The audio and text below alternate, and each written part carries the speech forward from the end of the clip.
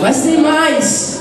Livro de Êxodo, capítulo 3. A Bíblia fala que Moisés está caminhando normalmente. De repente ele começa a enxergar algo estranho. Ele vê uma sarça ardendo em chamas e a sarça não se consumia.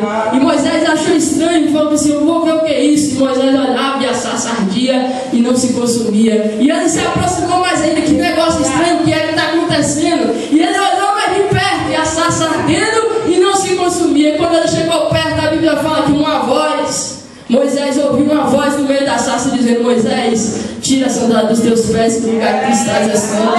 Sabe o que é isso? Vida cheia do Espírito Santo, ouve a voz de Deus. Vida que está com a presença do Espírito Santo tem sensibilidade nos ouvidos para ouvir a voz do Senhor. A Bíblia fala ainda no livro de Gênesis, no capítulo 12: Abraão estava sossegado na sua casa, estava lá tranquilo, lá no seu lar, tinha tudo, tinha bens, tinha família, tinha seus rebanhos, tinha seus criados, até que um dia Deus falou assim: Abraão, sai da tua terra, sai da tua parentela, para uma terra que eu vou te mostrar, eu vou fazer o teu nome famoso, abençoarei os que te abençoarem e amaldiçoarei os que te amaldiçoarem. Diante de ti, todas as nações da terra serão bem-aventuradas. Sabe o que é isso? Vida que está cheia da presença do Senhor, ouve a voz do Senhor. Quer ver a diferença? 1 Samuel capítulo 3. A vida que está cheia do Senhor e a vida que está vazia do Espírito Santo. A Bíblia fala que Samuel cresceu no templo. Samuel vivia no templo, dormia no templo, morava no templo. E lá tinha um outro sacerdote que outrora era cheio do Espírito Santo, mas que naquele momento já estava vazio da presença do Senhor. Esse sacerdote tinha o nome de Eli. E a Bíblia fala que certa noite Samuel estava dormindo e ele ouviu uma voz dizendo: Samuel! Ele se levantou, foi até o quarto de Eli e disse: o Senhor me chamou? E Eli disse: não, Samuel, não lhe chamei não. Volta para o seu quarto e vai dormir. Mas a vida cheia do Espírito Santo, o ouvido sensibilizado a ouvir a voz do Senhor. E Samuel tentou novamente, mais uma vez ele ouviu: Samuel!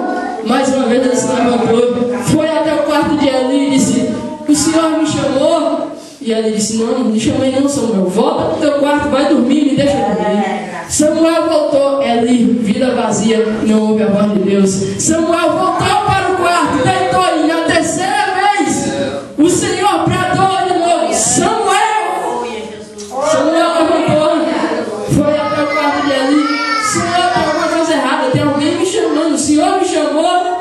Eli se lembrou da época que ele era cheio, da época que ele tinha a presença do Espírito Santo, da época que ele ouvia a voz de Deus. Aí Eli disse assim: Samuel, se tu voltar e ele te chamar de novo, diga assim: fala que o teu servo ouve.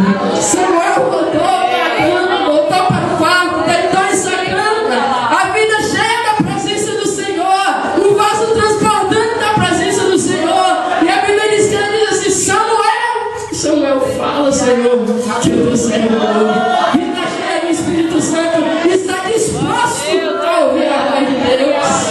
Isaías capítulo 6, já citei nessa noite. A Bíblia fala que Isaías viu a glória do Senhor e ele estava preocupado, porque até aquele momento ele conseguia ver, ele conseguia enxergar. Ele descreve: eu vi serafins, eu vi o trono, a terra estava cheia da glória do Senhor. E ele se ajoelha dizendo: Senhor, socorre-me, eu pereço, eu sou um homem de lábios impuros, habito no meio de homens de impuros lábios, e eu estou vendo a glória de Deus. Eu não posso, não consigo, eu vou morrer.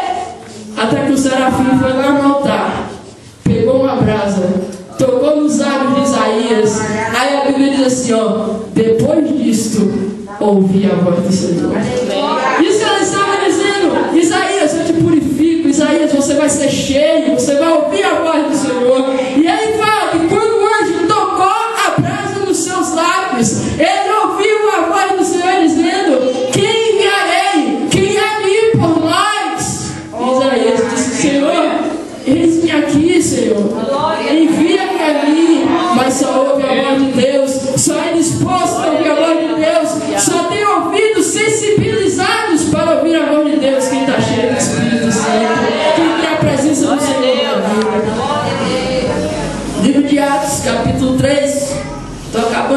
aí. Livro de Atos, capítulo 3, a Bíblia fala que Pedro e João estão subindo a porta formosa do templo. Pedro e João cheios da presença do Espírito Santo, subindo a hora da adoração, a hora da oração. E quando ele chega diante da porta formosa do templo, um mendigo estende as mãos e lhe pede esmola. Pedro e João olhou para um, olhou para o outro, olhou para o mendigo e falou assim: olhe para nós. Aí a Bíblia fala que o mendigo olhou para eles, esperando receber alguma coisa. Mas Pedro e João tinham algo mais especial a dar para aquele homem. Pedro e João tinham a vida transbordando do Espírito Santo. E ele olhou e disse assim: olha, eu não tenho prata, eu não tenho ouro, mas o que eu tenho, isso eu te dou. Levanta-te e anda, em nome de Jesus de Nazaré. E a Bíblia fala que logo os seus pés se firmaram, as suas pernas se firmaram, e ele se pôs de pé e entrou no templo adorando e louvando o nome do Senhor. Sabe o que é isso? Transbordando da presença do Senhor, vida que tem a presença do Senhor. Livro de Atos, capítulo 16, é uma passagem interessante. A Bíblia fala que Paulo e Silas passavam pelo meio da cidade, quando uma jovem que tinha espírito de adivinhação olhava para ele e dizia: oh, eu sei que vai passando ali dois servos do Deus Altíssimo. A Bíblia diz que Paulo ouviu no primeiro dia, olhou para aquela menina, passou reto e não falou nada. No segundo dia, Paulo e Silas passando no meio da cidade, a menina que já dava muitos lucros aos seus donos, viraram para eles novamente e disseram: olha, eu sei que vai passando ali dois servos do Deus Altíssimo. Paulo olhou para ela: sai dela agora, em nome de Jesus. E a Bíblia fala que o espírito de adivinhação saiu do corpo da mulher. Sabe o que é isso? Autoridade que só tem quem é cheio do Espírito Santo, que tem poder do Espírito Santo. Ainda na vida de Paulo, no livro de 1 Coríntios, carta de 1 Coríntios, capítulo 14, a Bíblia fala que a igreja de Corinto começou a se engrandecer porque tinha os 9 dons espirituais. Tinha dom de profecia, tinha dom de palavra, tinha dom de sabedoria, tinha dom de ciência, dom da fé, dom de línguas estranhas, dom de interpretação. E começou a se engrandecer porque tinha todos os dons. Aí no livro na carta de Coríntios, na primeira carta, no capítulo 14, Paulo diz: você se engrandece por tudo isso aí? Eu dou glória a Deus que eu falo mais língua do que todos vocês juntos. Sabe o que é isso? Vida que transborda do Espírito Santo, vida que tem a presença do Espírito Santo. Ainda no livro de Atos, no capítulo 2, a Bíblia fala que, cumprindo-se o dia de Pentecostes, estavam todos reunidos no cenáculo, quando veio um vento veemente, impetuoso, e encheu todo lugar, e viram línguas repartidas como que de fogo sobre cada um deles. E a Bíblia diz: e todos foram cheios do Espírito Santo e anunciavam com ousadia a palavra do Senhor. Livro de Atos, capítulo 4, diz: e tendo ele orado, moveu-se o lugar em que estavam reunidos, e todos foram cheios do Espírito Santo. Quer poder para curar, quer poder para expulsar demônios, poder para libertar almas, poder para restaurar vidas? Seja cheio do Espírito Santo.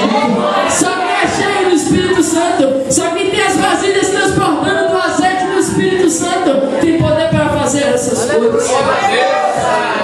Para fechar nessa noite, eu quero deixar um versículo, porque talvez você esteja dizendo assim: mas isso aí é na Bíblia, é no Israel antigo, é naqueles momentos lá. Isso aí aconteceu porque foi lá naquela época, quando Deus abriu o mar vermelho. Hoje não acontece não. Quero deixar para você que duvida da presença do Senhor, quero deixar para você que ainda tem dúvidas se quer ou se não quer ser cheio do Espírito Santo. A promessa é para os nossos dias, a promessa é para mim, a promessa é para você que quer ser cheio. Livro de Joel, capítulo 2, versículo 28. E há de ser que depois derramarei o meu Espírito sobre toda a carne, e vossos filhos e vossas filhas profetizarão, os vossos velhos terão sonhos, e os vossos jovens terão visões. Vocês não se assustem se quando esses jovens levantarem dizendo: eu vi isso, eu vi aquilo. Não se assustem quando os velhinhos da igreja na terceira idade se levantarem dizendo que teve sonhos. Sabe por quê? Porque a promessa é para hoje, a promessa é para já, a promessa é para agora. Nós precisamos estar cheios, precisamos estar cheios da presença do Senhor.